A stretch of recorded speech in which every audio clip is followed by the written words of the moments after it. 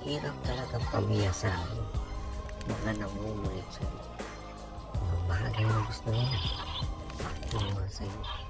Mga bagay na kukulitin ka, bihan mo ko nito, bigay mo na lang sa akin to.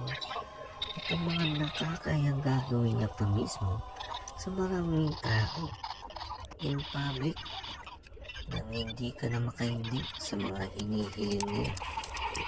Okay lang sana kung bata pa, kaso nakakagawa na ng bata. Sabay utos pa na gawan mo ko nito, bilhan mo ko yan, hanapan mo ko ng ganito, ganyan, na para bang may pinatabing pera sa'yo. Ang tanong, meron ba? Kaya't kayo, hanggat bata pa, turuan o disiplinahin mo.